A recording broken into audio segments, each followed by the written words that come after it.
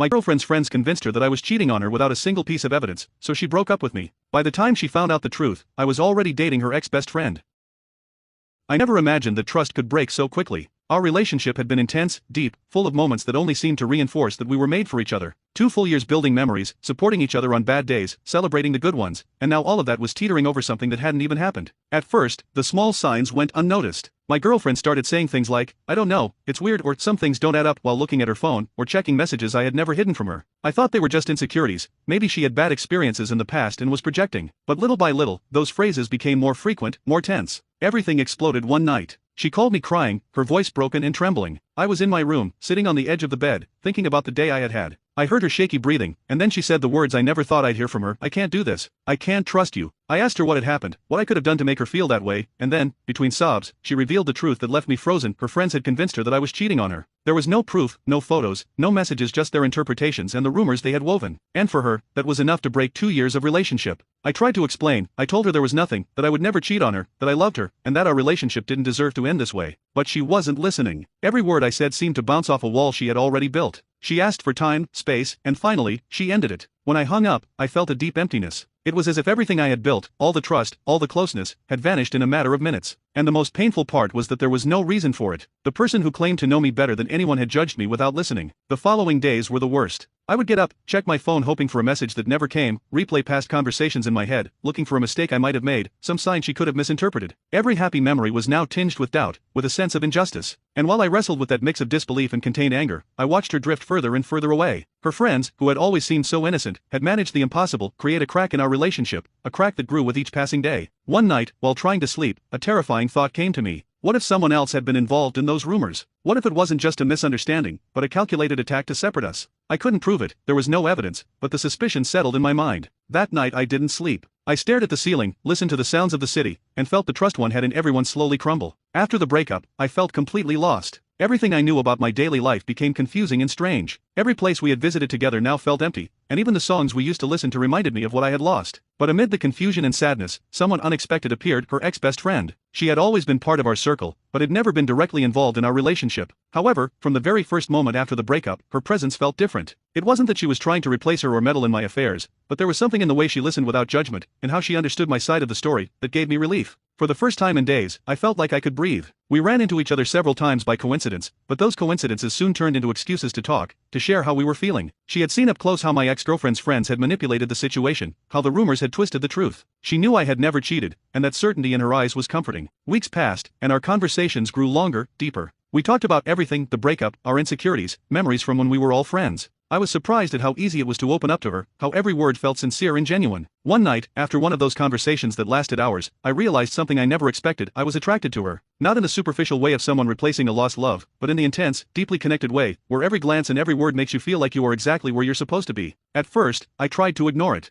I told myself it was a passing feeling, that I was confused because of the recent breakup. But the more time we spent together, the clearer it became. I couldn't deny the chemistry, the way our laughter synced, how we could talk for hours without noticing the time. And one day, without either of us planning it, it happened: a conversation turned into an intimate moment, and an intimate moment into a kiss. It was natural, unexpected, but there was no immediate guilt. For the first time in a long while, I felt someone truly understood me, someone who knew the truth about me and didn't judge me for rumors or lies. But just as I began to feel like I could move forward, anxiety crept in. I knew sooner or later she would find out. My ex-girlfriend would discover that I was dating her ex-best friend. That thought terrified me, not because I didn't have the right to rebuild my life, but because of the emotional explosion I knew was coming. Meanwhile, the relationship with the ex-best friend grew in secret. We met at cafes, walked in parks, found excuses to spend time together. Every shared smile, every deep conversation, strengthened a bond that was far from being a simple replacement for what was lost. It was something different, something new, and surprisingly strong. Yet the shadow of the breakup still followed us. We knew what we were doing was sensitive territory, and every step felt delicate, like walking on broken glass. We both understood that when the truth came out, nothing would ever be the same. Everything was going relatively well, in that bubble of ours that we had created in secret. Every meeting with her was a mix of excitement and fear. We laughed, shared simple moments, and at the same time felt that the story could explode at any moment. And, as expected, it didn't take long. It was a Friday afternoon. I was in a cafe, waiting for her to arrive, when my phone started vibrating nonstop.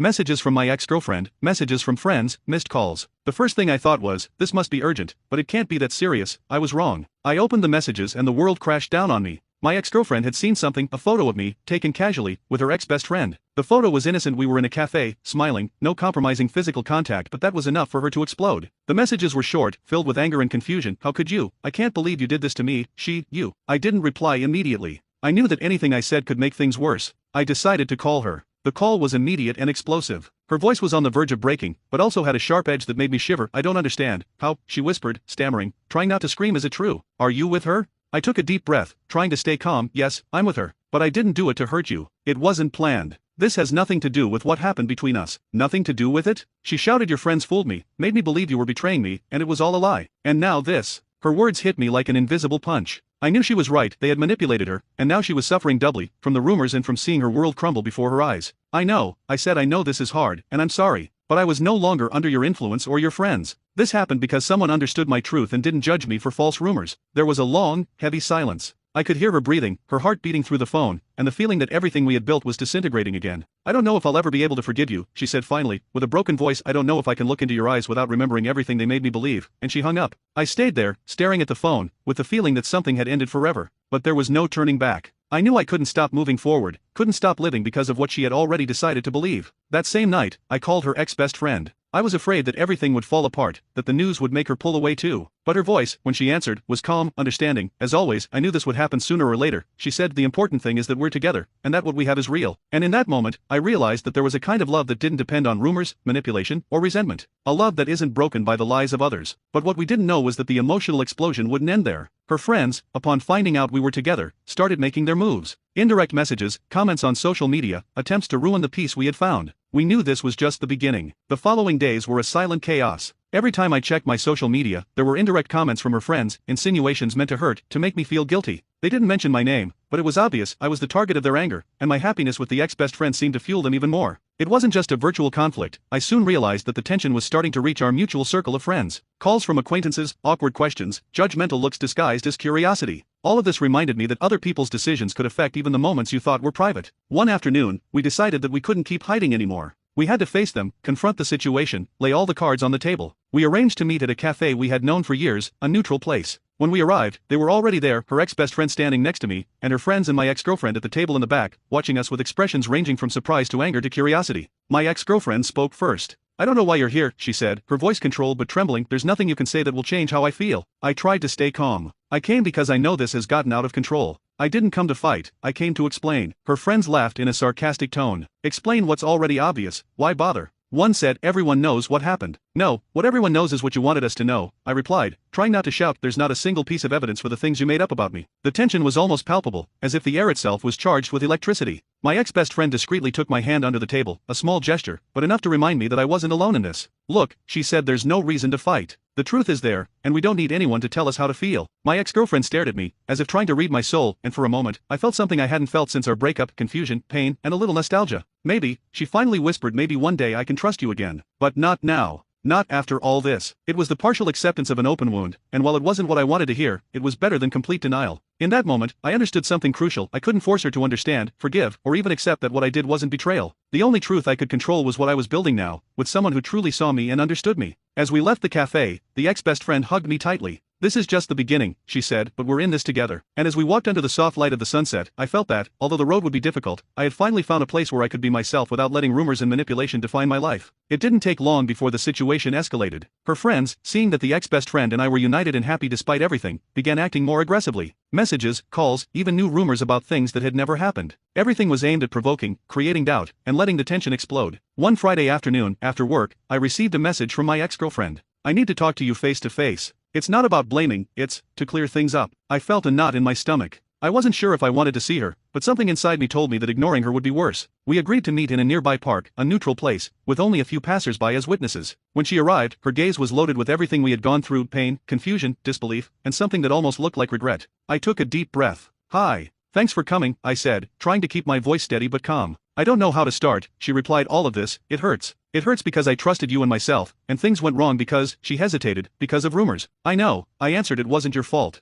Nor entirely mine. This was manipulation, and in a way, we were all victims." There was a tense silence. Her friends were nearby, watching from a distance, whispering among themselves, which added pressure to the moment. "But now you're with her," she finally said, discreetly pointing to her ex-best friend who was with me, her voice trembling, a mix of anger and sadness. "How could you?" I looked at the ex-best friend and then at her. Every word I said had to be measured. "I didn't do it to hurt you," I said. "It wasn't planned. This happened because someone understood who I really am, not out of revenge or as a replacement." "But it still hurts," she replied, her eyes filling with tears. "Seeing you together, it hurts." "I know," I said gently, "and I don't expect you to accept it immediately. I just wanted you to know the truth. There are no lies between us." Then something unexpected happened. One of her friends approached, her expression full of contempt. "This isn't fair," she said. "You can't just make everything disappear like that. This is manipulation too." "We're not manipulating anything," I replied, trying to stay calm. "This is real. What happens between us is genuine." The tension was so strong it could be felt in the air. I could almost hear all of our hearts beating. For a few seconds, everything seemed frozen, as if the world had stopped to watch how this conflict would be resolved. My ex-girlfriend looked down, took a deep breath, and finally said, "I can't force myself to forgive you, nor can I force myself to understand everything right now.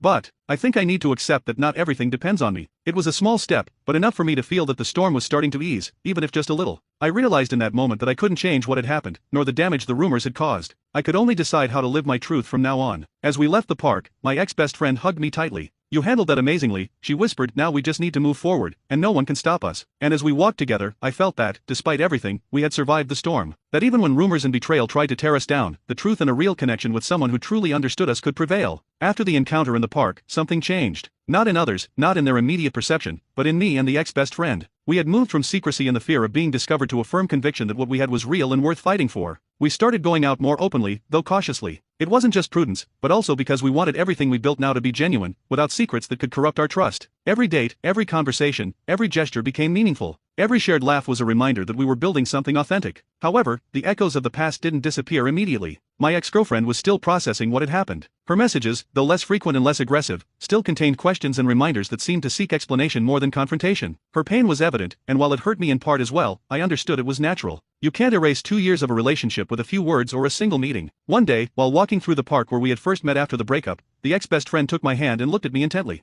"You know," she said softly but firmly, "none of this was easy, not for you or for me. But what we have is stronger than rumors, stronger than manipulation. That's what matters." I nodded, feeling a huge weight lift from my shoulders. "Yes," I said, "the important thing is that now we can be ourselves, without anyone else deciding for us." Although we were calmer, life kept reminding us that the consequences of the past were still there. Some mutual friends still looked on with suspicion, and from time to time, indirect comments reminded us that not everyone accepted our relationship. But we learned to ignore it, to focus on ourselves and on our truth. Over time, my ex-girlfriend also began to process things. There was no immediate reconciliation, no magic words to erase the damage, but there was a quiet acknowledgement. She understood that the truth was different from what she had been told, that I had never cheated on her, and that, despite everything, we were emotionally alive, learning to move forward. I began to realize something crucial. I couldn't control what others thought, nor the decisions they made out of fear, jealousy, or malice. I could only control my actions, my emotions, and the way I chose to live my truth. It was a Saturday afternoon, and we decided to finally confront the root of the problem, her friends. We could no longer allow their manipulations to affect our lives, nor let the shadow of their unfair judgment weigh on what we had built. We summoned all of them to a public place, a large cafe where we knew there would be witnesses and no one could create a scandalous scene. When they arrived, their expressions ranged from disbelief to obvious anger. It seemed they had expected us to apologize, to be intimidated. But we were ready. "This isn't a fight," I said firmly. "We just want to clarify what happened and close this chapter." My ex-best friend held my hand and added, "We want you to understand that what you did had consequences. You can't make up stories about someone and expect everything to remain the same afterward." One of them, the most aggressive from the start, crossed her arms and said, "That wasn't our intention. We were just protecting your ex." Protecting her, I interjected, means listening to her, trusting her, not filling her with doubts and rumors. "What you did broke our relationship. And now you're trying to interfere in something that isn't yours." There was silence. My words hit harder than I expected. Their expressions changed, some looked down, others furrowed their brows. "We didn't think it was that serious," murmured another. "We just wanted to." She hesitated, unable to finish the sentence. "You just wanted to create drama," I said, "but the drama has already happened. Now, what matters is how we move forward. We move forward, and we don't need you to decide our fate." My ex-girlfriend was nearby, watching silently. Her eyes reflected a mix of pain, recognition, and perhaps, a hint of relief. For the first time, I could see that she understood things hadn't been as she had been told, that the truth existed, even if she hadn't heard it before. "I want you to know," she finally said, "this doesn't end with resentment. But I do want you to learn that lies, even small ones, can destroy everything someone has built." The friend said nothing more. The tension lingered in the air for a few more seconds until they decided to leave, defeated and silent. It was a closure, not perfect, but enough. As we left the cafe, I took a deep breath. The ex-best friend hugged me tightly. "We did it," she whispered, "no one can take away what we have." And as we walked together under the light of the sunset, I felt something I hadn't felt in a long time, peace. I knew that rumors, lies, and the pain of the past could no longer reach us. We had survived the storm, and now we were ready to build our future without fear or doubt.